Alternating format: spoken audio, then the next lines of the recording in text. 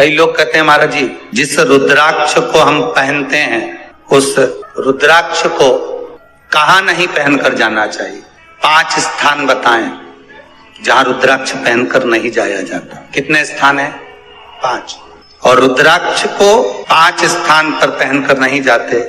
और रुद्राक्ष के लिए वर्णन किया गया है कि रुद्राक्ष कब कब उतार कर उसको वापिस अभिमंत्रित करना चाहिए।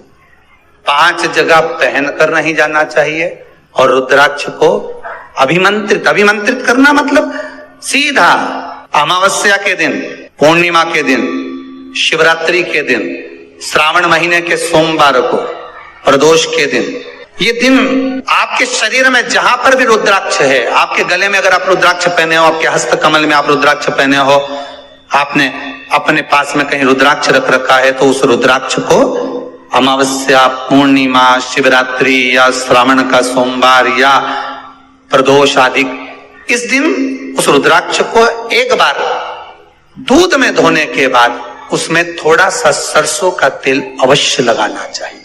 क्या होगा उससे? उससे होगा क्या?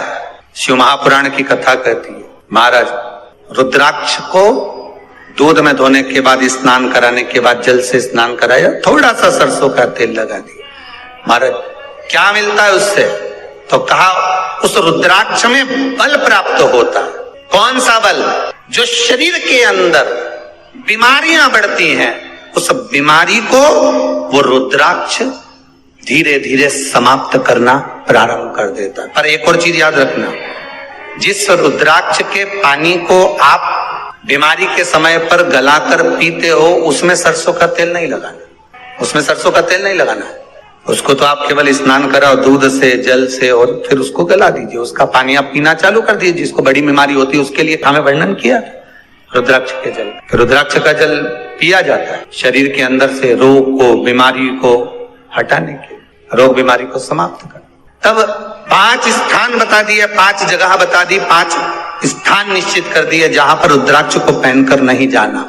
पहला, किसी की मृत्यु वाली जगह पर। दूसरा, जहां पर बच्चे का जन्म हुआ, मृत्यु आदि जगह पर सूतक लगती है, जहां बच्चे का जन्म लगता है वहां सावड़ लगती है।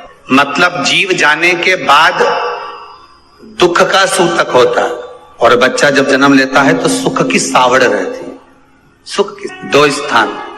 तृतीय स्थान, तीसरा स्थान दिया जहां पर वैश्यावृत्ति होती हो या महाराज मदिरा का पान होता हो, उस स्थान पर रुद्राक्ष को नहीं ले जाया जाता। चौथा स्थान रुद्राक्ष के लिए कहा गया, जिस स्थान पर आपको ज्ञात नहीं है और आपको लगता है कि ये स्थान अज्ञात है, यहाँ पर कई जगह पर कुछ जीवों की हत्या हुई है या किसी जीव को नष्ट किया गया है, उस स्थान पर रुद्राक्ष को नहीं ले जाना चाहिए। 5वां, महाराज आपके रुद्राक्ष का जहां अपमान हो रहा है, अपमान से समझ में आ रही है ना आपको बात? एक आय को ढोंग प्रपंच में पढ़ा है, कौन ने कहा इतने रुद्राक्ष धारण कर ले?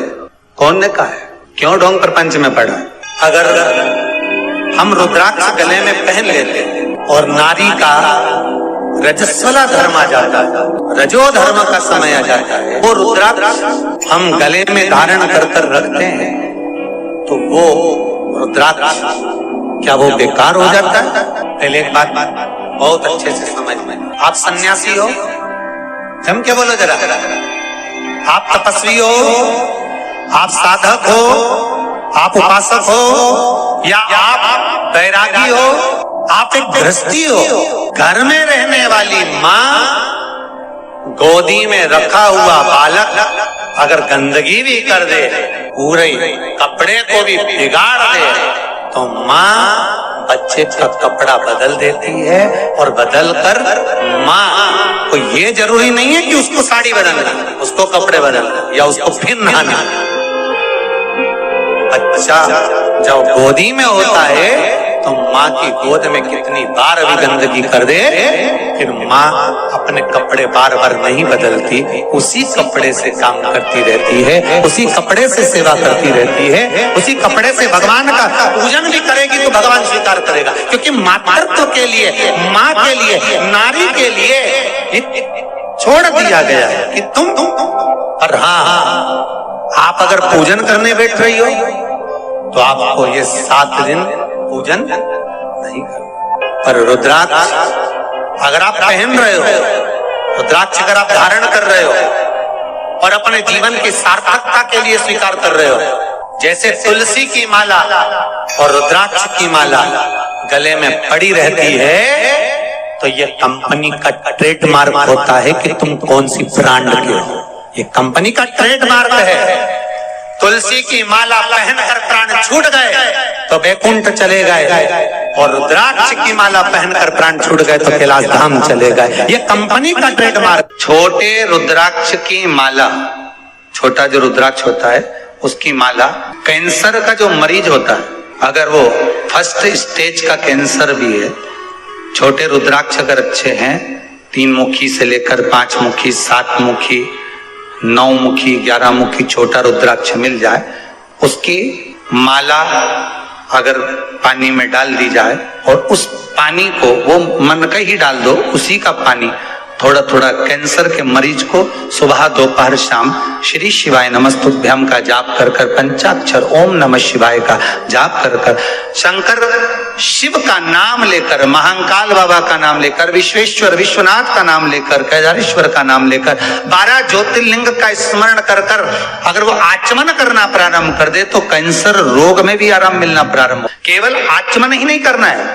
अगर स्त्री है तो अपने उल्टे हाथ पर भी उस मनके की माला को लपेट सकती है। पुरुष है अपने राइट हैंड में उस माला को, अगर कैंसर से पीड़ित व्यक्ति है, रोग से बहुत पीड़ित व्यक्ति, उसको बल मिलता है, उसको पावर मिलता है, उसको एक एनर्जी, उसको एक तेज मिलता है रोग से लड़ने का।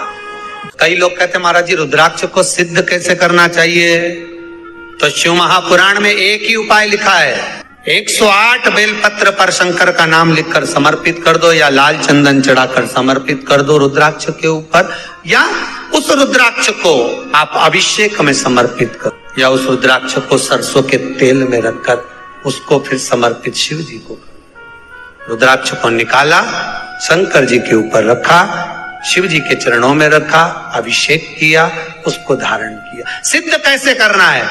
तो शिव महापुराण की कथा में एक संवाद बड़ा सुंदर लिखा कि रुद्राक्ष अपने आप में सिद्ध है। मुंबई में एक मेडिकल रिसर्च सेंटर में इस रुद्राक्ष के पानी का रिसर्च किया जा रहा है। आप लोग निकालना कभी, आप लोग तो उसमें निकलेगा आपको, उसका सेंटर का नाम दिया जाएगा कि किस रिसर्च सेंटर में निकाला जाएगा।